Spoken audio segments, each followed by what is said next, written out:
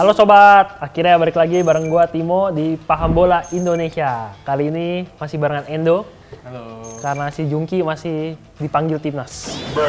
Nah, mau ngomongin timnas nih Tim. Iya. Kita spesial nih episode kali ini. Kita mau bahas soal keberhasilan timnas Indonesia kemarin lolos ke Piala Asia U23. Untuk pertama kali ya. dalam Jadi sejarah.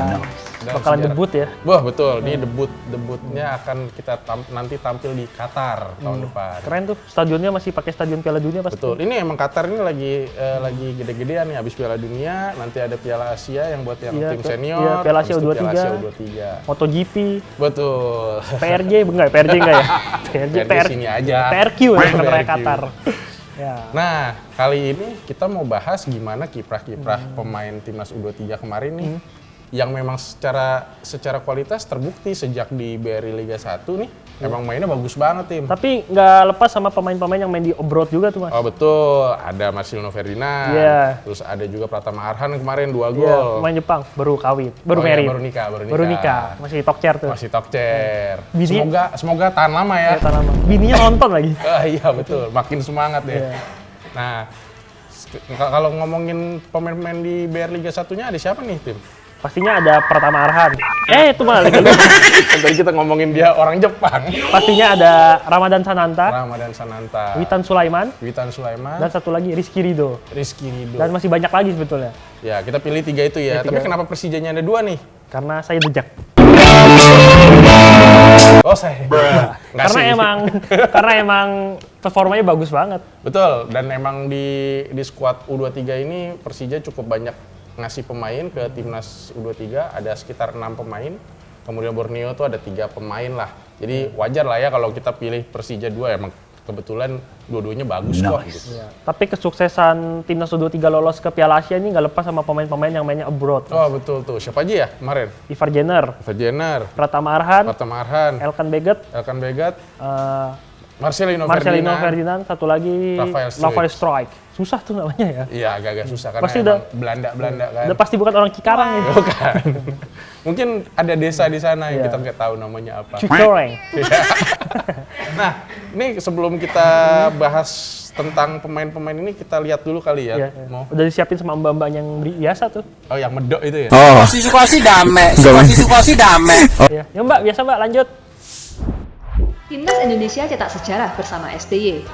Nggak cuma lolos di edisi Under 20 dan Timnas Senior Piala Asia, Rek. Tapi Under 23 baru aja musuh. Mau tahu keseruannya? Yuk langsung aja kita bahas fakta-faktanya. Sebelumnya Mimin mau ucapin selamat dulu buat Marcelino JS yang secara peringkat FIFA ini ya, naik drastis ini guys. Nice. Emang nggak kaleng-kaleng ya formula racian Opa? Bukan hanya gaya permainan yang berubah, tapi mentalitas kita dalam melakoni tiap pertandingan baik laga persahabatan maupun kualifikasi optimal banget. Apalagi di laga kualifikasi Piala Asia Under 23 Selasa malam. Sang Merah Putih memastikan diri untuk lolos dan siap bertanding di Qatar. Nama-nama seperti Ivar Jenner, Pratama Arhan hingga Elkan Bagot menjadi sorotan selama kualifikasi berlangsung. Apalagi kita menjadi pemuncak grup K.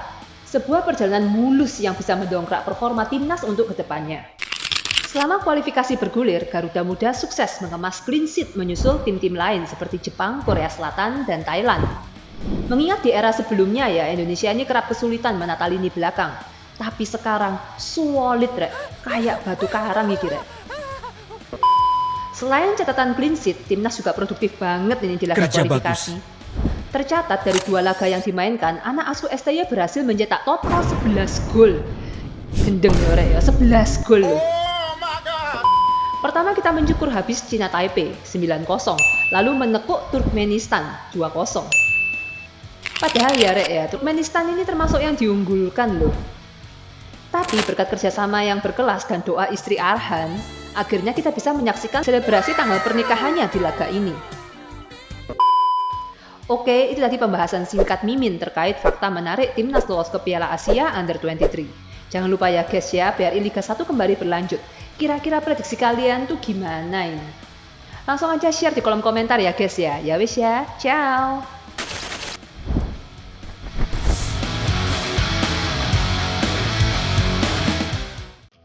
Gila ya, itu timnas menangnya 9-0 lawan China Taipei. 9-0, habis itu menang lagi 2-0 lawan Turkmenistan. 11 gol dalam 2 pertandingan. Itu Hernando setahu saya ngopi.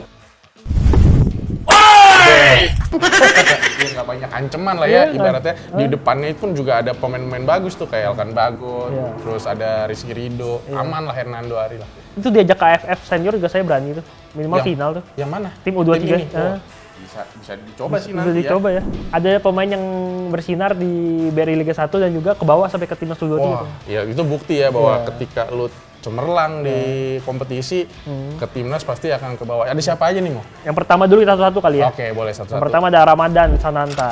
Ramadan Sananta, pemain Persis Solo. Iya, pemain Persis Solo yang top skor lokal gak sih dia? Dulu di musim lalu dia bisa dibilang pemain lokal dengan jumlah gol terbanyak di BRI Liga 1, 11 gol. Ya kalaupun ada yang lebih banyak ya pemain naturalisasi waktu itu kalau nggak salah Spasojevic. Nah, kalau musim ini nih di Persis Solo dia udah nyetak 4 gol. Iya, itu juga tokcer lah. Wah, bagus. Ada 2 gol ke gawang Persib. Iya. Kemudian ada gol juga bagus tuh ke gawang Persebaya dan juga ke gawang Borneo FC. Ini bisa jadi dia jawaban nomor 9 Indonesia yang udah lama hilang nih. Wah, menarik tuh. Iya. Kita lihat nih Ramadan Sananta sampai kapan? Karena waktu di SEA Games kemarin pas lagi medali emas, dia salah satu yang top skor loh. Iya, dia juga jadi tumpuan goal getter ya. Betul, makanya kita akan lihat nih gimana performa si Sananta ini di kemudian hari. Sama satu lagi Ramadan Sananta tuh yang saya selalu salvok rambutnya. Mau lari, mau gimana, tetep aja teng gitu. Tetep bagus gitu bagus ya. Nah itu mungkin juga ngaruh kali ya ke gimana dia bergerak, nggak ada gangguan. Kan kalau pemain gondrong mungkin akan rambutnya susah lah. Di endorse pomade kayaknya. Kemudian yang kedua ada siapa nih, Mo? Berikutnya yang kedua, kan tadi pemain depan. Sekarang kita mundur jauh ke belakang. Mundur jauh ke belakang? Palang pintu. Oh, Rizky Ridho. Iya, Menteri Pertahanan. Menteri Pertahanan Timnas Indonesia U23. Ya, Rizky Ridho ini bagus banget memang. Bisa dibilang 9 gol, 2 gol. Nah, gawang Indonesia nggak pernah kebobolan. Jadi nggak cuma gara-gara Hernando Ari nih. Iya. Karena kan tadi kan ngopi kan. Iya. Rizky Ridho yang mesen nih. Bang, kopi. Dan Rizky Ridho ini bisa dibilang cukup bisa kompak sama Elkan Bagot. Kemudian juga ketika di timnas senior bisa sama Jordi Amat tuh kompak gitu. Di Persija sama Ondrej Kudela. Wah, betul. Dan bisa dibilang nih dalam 11 pekan BRI Liga 1 konsisten. Si Rizky Ridho ini cukup konsisten walaupun timnya kadang-kadang nggak konsisten ya.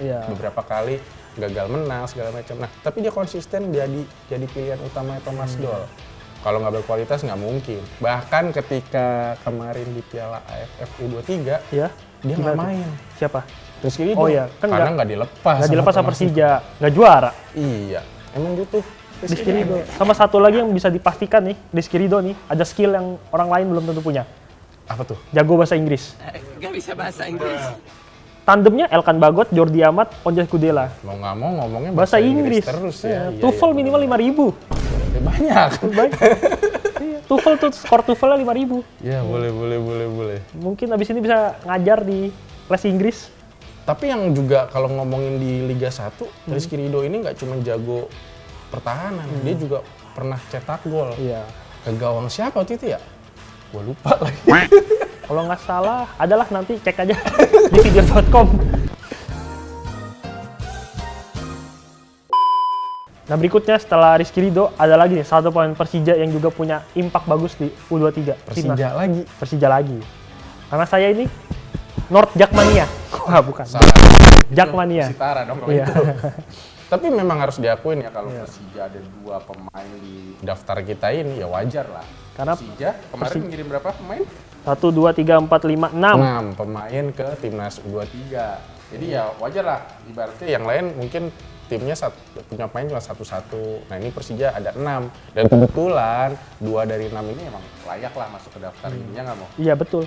Itu termasuk Akbar Arjunsyah yang dicoret ya?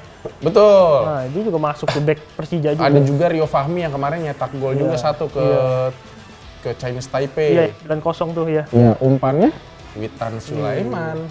Walaupun nggak nyetak gol tapi asisnya bagus banget. Witan tuh emang top lah. Tapi dia bukan dia nyetak gol ya. Nyetak lawan 9-0 itu. Ya, dia nyetak gol, dia ngasih asis.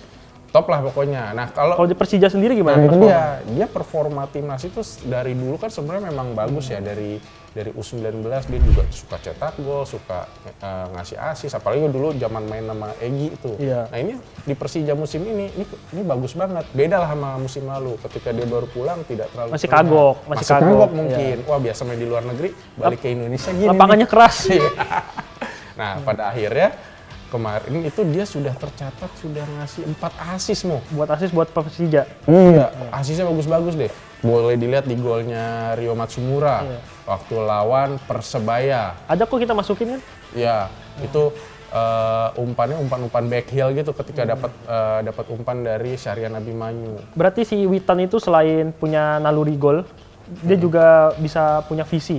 Punya visi bermain dia melihat ketika memang wah udah nggak mungkin nih nyetak gol, dia lihat temannya kosong betul. dibagi. Kayak Hanif Syahbandi waktu itu dia udah di pinggir kiri, wah siapa ya, dia kasih umpan ke Hanif tinggal di Iya. aduh, cakep banget tuh. Mempermudah kerja orang. Betul. Udah gitu aja lah.